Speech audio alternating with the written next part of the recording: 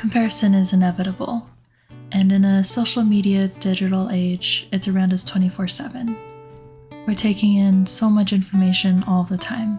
So how do we use comparison as a tool for self-improvement, healthy connection with others, and motivation? Let's talk about it.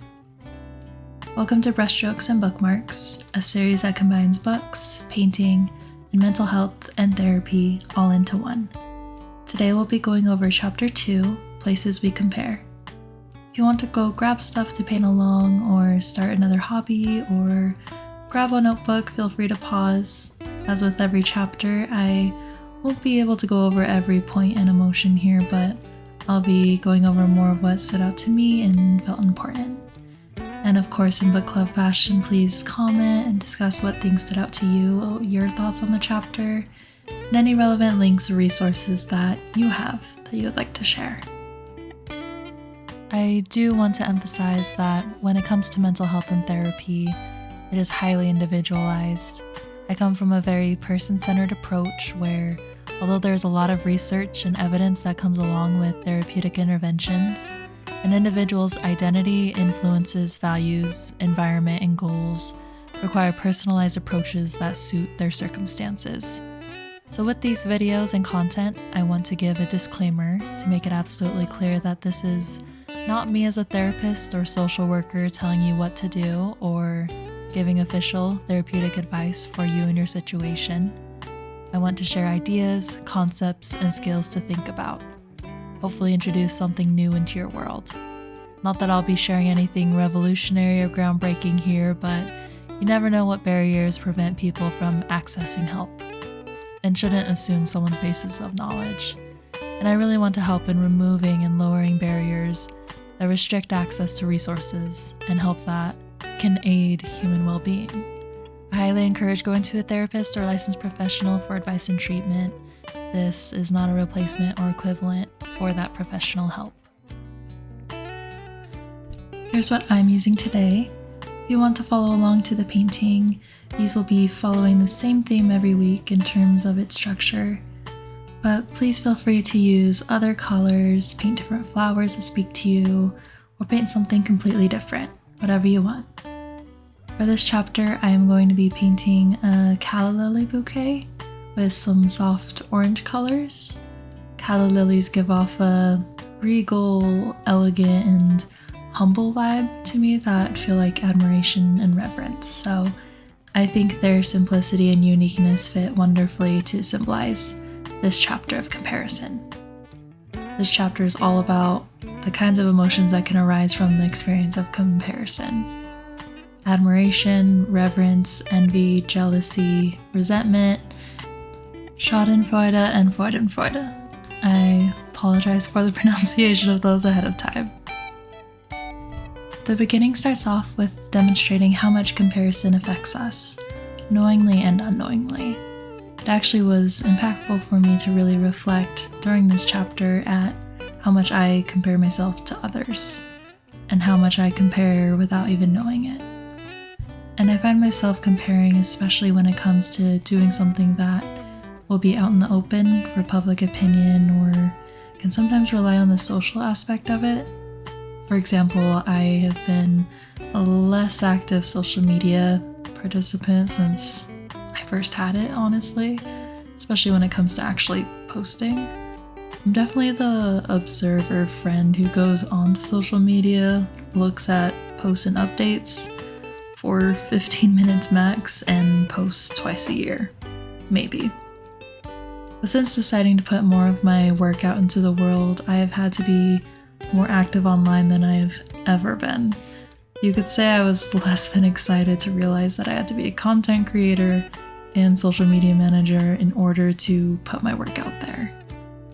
And with putting myself out there, not just keeping my creations, projects, and process to my own eyes, I have found myself comparing more than ever.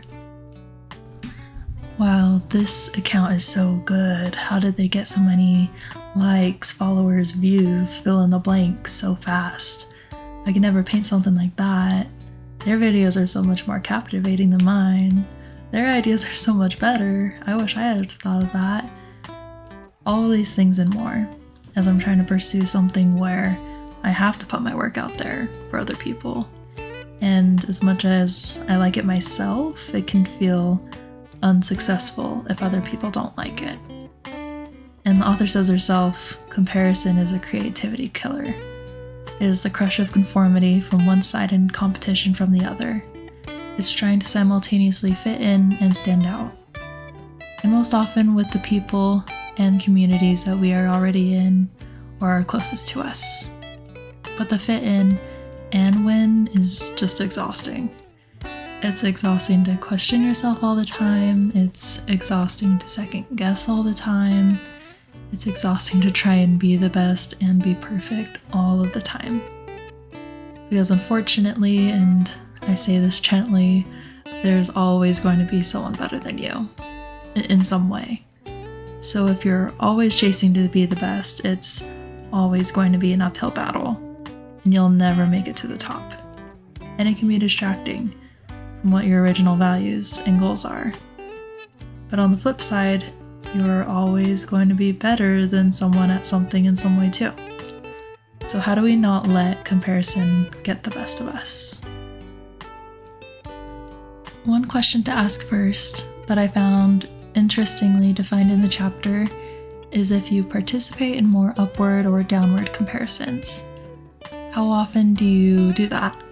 When you find yourself upward comparing, what's usually the outcome? What about with downward comparing? And then also asking yourself, am I aware of my comparing? And how can I be more aware of when comparison is happening to me? After that, it's then about what kind of comparison feeling and experience am I having? And then it's about having the power to change perspective and move forward, and choosing how to let it affect us. So, what brings you admiration and reverence?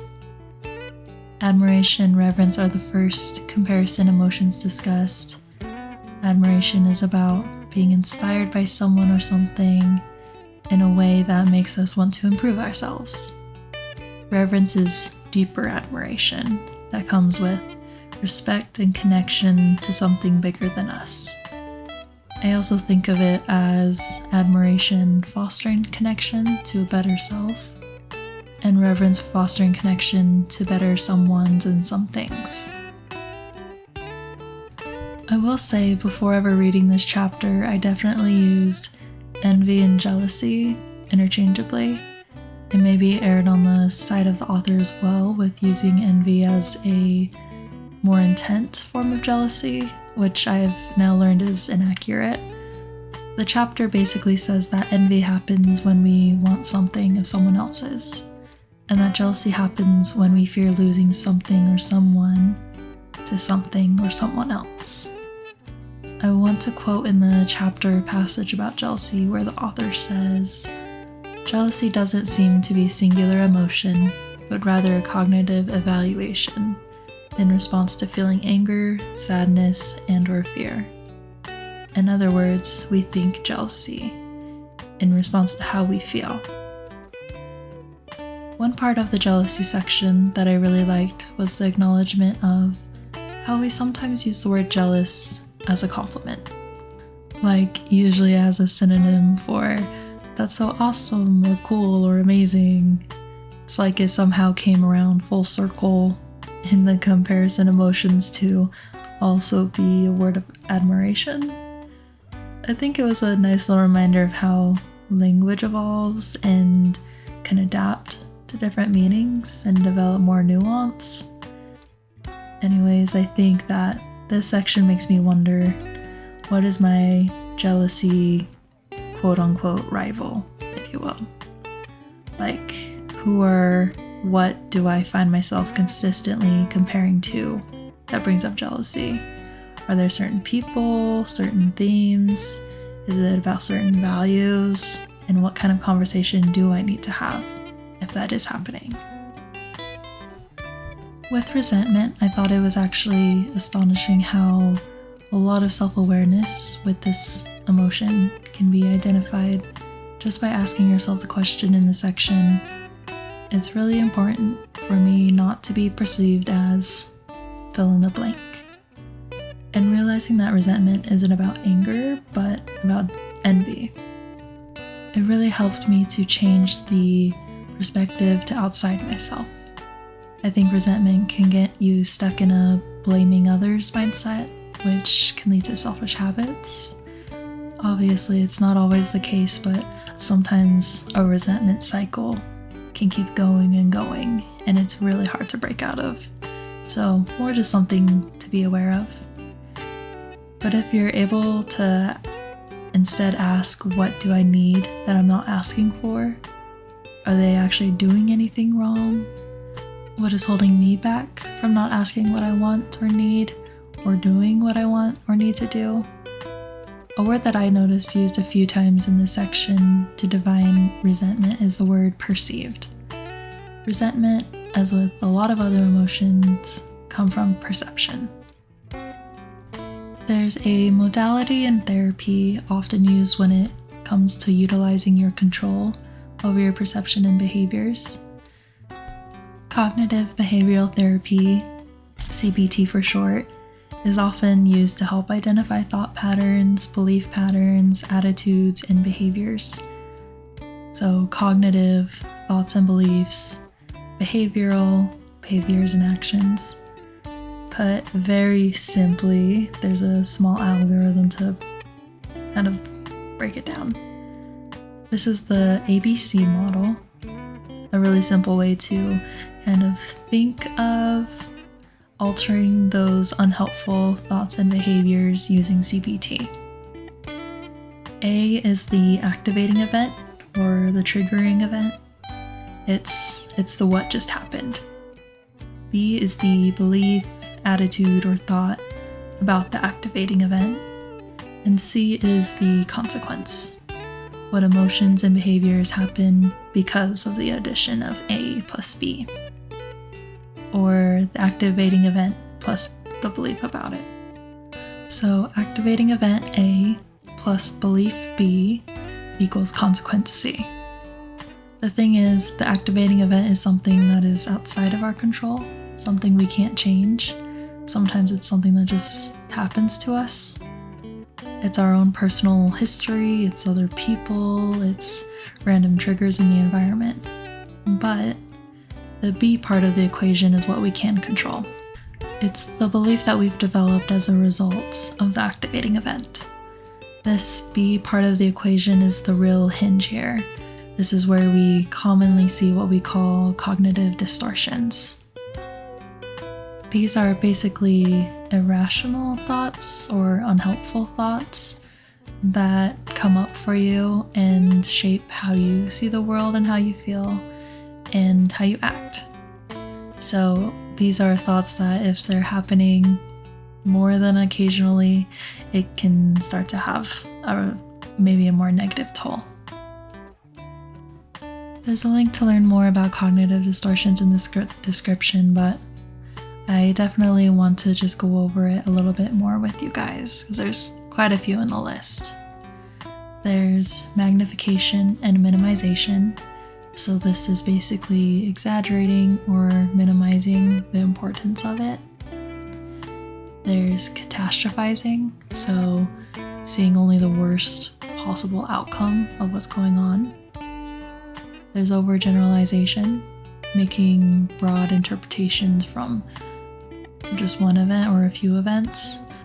So for example, say you feel awkward during one interaction with someone and then immediately thinking, I'm always so awkward, I'm always so weird, I'm always so on and so forth.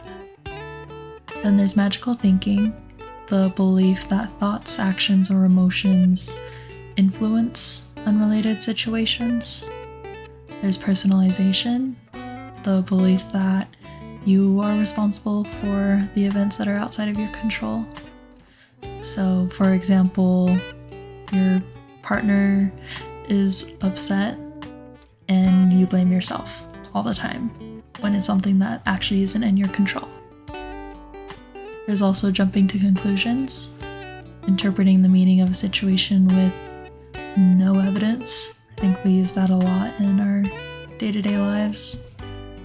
There's mind reading, interpreting the thoughts and beliefs of others without real evidence, so just assuming. There's fortune telling, the expectation that a situation will turn out badly without adequate evidence.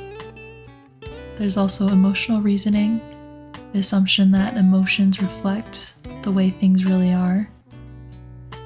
So, say I feel like a bad partner, therefore I must be a bad partner.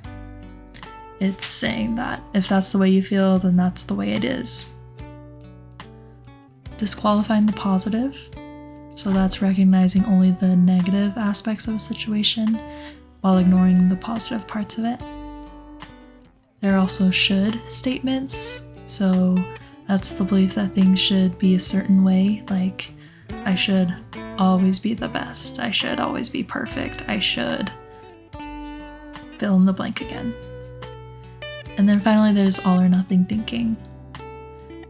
This is thinking in absolutes, so it's using never or every, like I never do a good enough job, I never show up the way I should, I never get this, I never do that, and fill in the blank. So coming back to this ABC model with the activating event, the belief, and the consequence, the idea is once you are able to replace or reframe the cognitive distortions, you can take more control of your narrative and belief, so that when an activating event does occur, your new, healthier, maybe more true belief will help to result in a happier and more satisfactory consequence. These last two sections of comparison were really enjoyable for me when I read through them, although they're definitely a lot easier for me to read in my head than out loud. So I will honestly try to say their names as little as possible so that I lower my chances of sounding silly here, but anyways, the first one, as the author explains, means getting pleasure out of someone else's suffering, the schadenfreude. I wonder what its relation is to envy and jealousy, because I'm honestly not sure if it's under the umbrella of either, or if it's separately related, or if envy and jealousy are under the umbrella of it instead. You know those videos where someone slips on unseen ice, or a kid isn't paying attention to their soccer game and gets hit with the ball, or an ocean wave crashes up on a couple who are just blissfully unaware? Yeah, those are my schadenfreude. I don't think that's what the author really means, but it was definitely the first thought that I had when I thought about what gives me pleasure. When I see someone else's misfortune, absolutely guilty. But on the more serious side of it, I agree in this chapter that the groupthink aspect of the emotion can be so powerful. It may be the most powerful aspect of it. People love to dislike the same person or the same group of people. It creates a short-term sense of connection. Nothing that celebrates the humiliation or pain of another person builds lasting connection. And that is apparent because lasting connection requires empathy, and the part of your brain that processes empathy literally decreases activity or shuts down when feeling this emotion.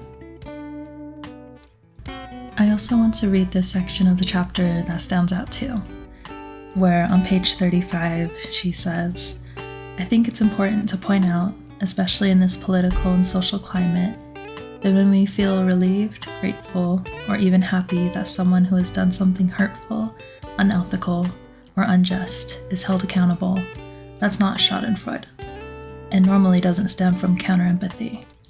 On the contrary, it can stem from empathy for the aggrieved. It's similar to the distinction that when we hold someone accountable and they respond to that accountability by feeling shame, it does not mean we've shamed them.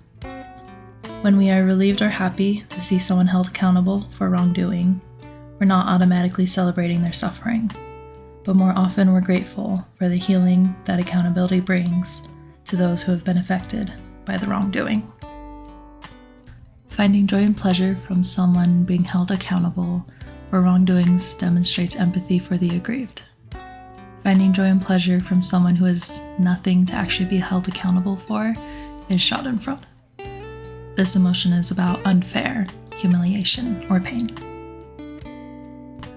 Another tool used in CBT, cognitive behavioral therapy, that becomes really useful is what's called a thought record, or also called a thought journal or a thought tracker.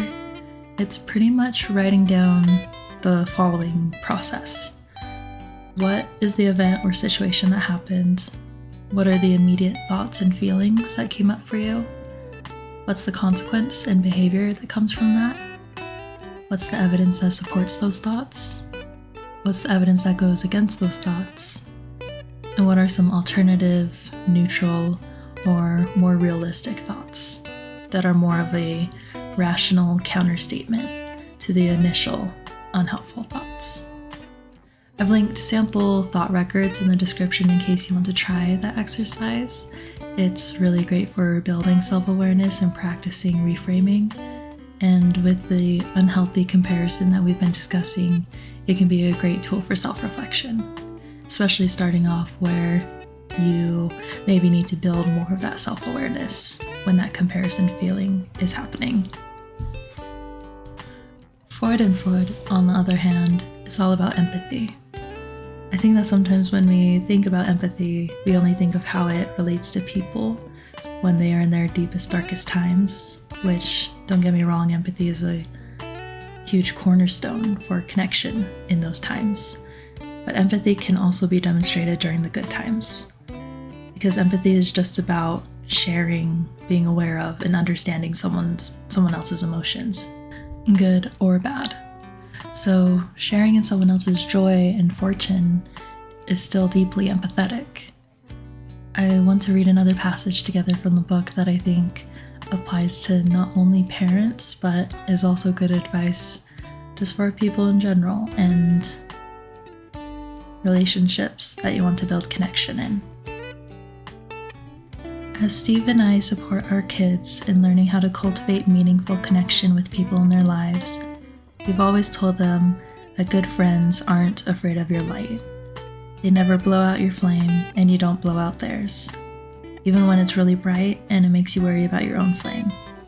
When something good happens to you, they celebrate your flame. When something good happens to them, you celebrate their flame. To illustrate, we'd have our kids hold their hands out, palms flat and open, and say, "If this is your flame and the wind picks up, good friends cup their hands around your flame to prevent it from going out, and you do the same for them." These are the kind of people we need to trust and have connections with. And how do we do that? One way is by practicing the joy and gratitude talked about in the section. Another is by remembering that success can look different for everyone, and it can look different day to day, minute by minute even, and that all sizes of success deserve to be celebrated, and deserve to be celebrated with people who protect and build your flame. I also wonder what the relation is with Schadenfreude and Freudenfreude, with having joy with our own personal successes. Like, I wonder if it's easier for people to have joy for other people's success, or if it's more common for people to have joy in other people's failings, if they struggle to have joy with their own. Obviously, both are a thing, but I just wonder if there's a stronger correlation with one of them, and what those outcomes typically are. There were some other thoughts that I had throughout this chapter. One was in the same vein of how comparison relates to yourself, because I think that a part of comparison that is also important is how these emotions relate to someone comparing themselves to themselves, whether that be their past selves or their idealized selves. Because I know I've had instances where I was envious of my past self and think, for example, man, I wish I had that energy that my younger self had. Or, man, I wish I had that memory or skill that I used to be so good at. But I also know I've had instances where I had admiration for my past self. Wow, I worked so hard at this sport or job or relationship, and I'm proud of how I showed up. Or, yeah, that time where I showed kindness was a good thing. I want to do that again. Like, I found good and bad when reflecting on comparison that I've experienced just within myself. And that's something that I urge for you to reflect on as well, because all of it makes it who you are today, and learning and growing from those past feelings and experiences is a way of how we learn how to move forward and how we learn how to take steps towards goals that bring us closer to our values. I think that another important part of this comparison conversation is bringing it back to how it is present with social media. With so much going on in our world today, so much of our connection and socialization is through our screens. What makes it harder is that most of the things that are being posted are only the best parts and highlights of what's going on with someone. You're literally seeing a snapshot of a good time. Because the reality is, everyone is having struggles, no matter how good their social media posts look. And often people took that picture or video specifically for the purpose of social media, especially if it's an influencer or high followed page. So I think that especially when you're on social media or just online, it is so important to practice self-awareness of what is real and what is not, and checking in with yourself on your own comparison meter. Like, am I comparing right now? If I am, what kind is it? If it's something more healthy, like admiration, reverence, and Freudenfreud, how can I surround myself with more of that? If it's something more like envy, jealousy, resentment, and Schadenfreude, how do I see less of that? So how do we move forward with this information? Well, I think there's a few places we can start. First, surround yourself more with people, places, activities, and media that increase feelings of admiration and reverence. Since comparison often happens to us and without us even knowing, be proactive and fill your life and screens with things and people and environments that are more likely to bring you positive comparison. Follow people and pages on social media that align with your values and encourage growth, and unfollow those that maybe don't. Make an effort to connect and spend time with people who make you feel like your best self, and maybe reevaluate those connections that maybe don't. Another way to work on comparison can be by doing what the author recommended in the book. Practice more joy and gratitude. Practice intentionally sharing joy with others by showing interest, asking follow-up questions, expressing support, matching their tone and body language, expressing gratitude to that person that has shared their success with you. And practice thanking people for listening and being there when sharing your own joys and success. Don't just assume, and be intentional. Another great way to improve healthy comparison is to practice gratitude yourself. The practice of gratitude can literally alter your brain into having a shifted perspective that leans more towards the Freudenfreud, or at least helps you to work at getting out of those cognitive distortions that we were talking about earlier. But again, it's practice that will get you there. So start a gratitude journal. Start each morning by writing down one thing you're grateful for. Express gratitude every opportunity you get, big and small. Or start a gratitude-focused meditation. There's a bunch of starting points to try. But the most important part is that you do try. Any effort towards healthy growth and healthy connection is worth making. and I truly believe that you can do it. It might take time, it might take a lot of time, but you can do it. I hope that you are able to surround yourself with people, hobbies, places, and media that foster a desire for self-betterment, peace, and joy with others. Especially in a world where you often don't have control over some of the things that you see, hear, and experience. I hope that you are able to find your own ways to grow through it. This is our painting result. As usual, I always find the background of paintings the hardest part. So as you can see, I changed it up a few times until I was happy with it. But I love how the calla lilies turned out, and I love the soft orange and white. Orange feels like such a neutral color to me in terms of vibes, I guess. Like, it doesn't feel super negative, doesn't feel super positive, it just kinda is.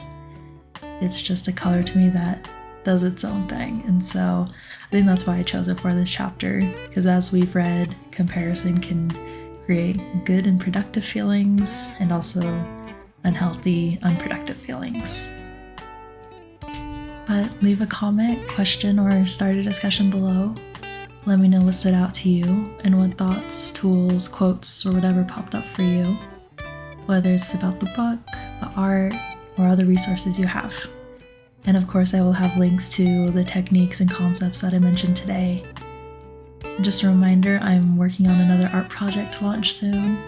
It's going to be a monthly art mail club called Brushstrokes and Breakthroughs, a similar name to this book club series because once a month I will be mailing a small art print from this book club series along with a sticker, bookmark, and a letter that is mental health, therapy, and social work related. But if you are wanting an art print of these paintings from the series, it will be exclusively for those monthly mail club members so that I can give you guys a discounted price on art and also use a portion of that money to give it away to better causes, because a portion of the proceeds from it will go towards charity to keep passing it forward. Signups will be through Patreon. The link is in my bio, or you can go to Patreon and search Tainui Style. That's where you can also have a say as to where to maybe donate the proceeds from the mail club, and those mail club membership signups will open December 1st, so keep an eye out. But thanks for hanging out, and next time we'll go into chapter 3. Places we go when things don't go as planned. Boredom, disappointment, expectations, regret, discouragement, resignation, frustration. See you then.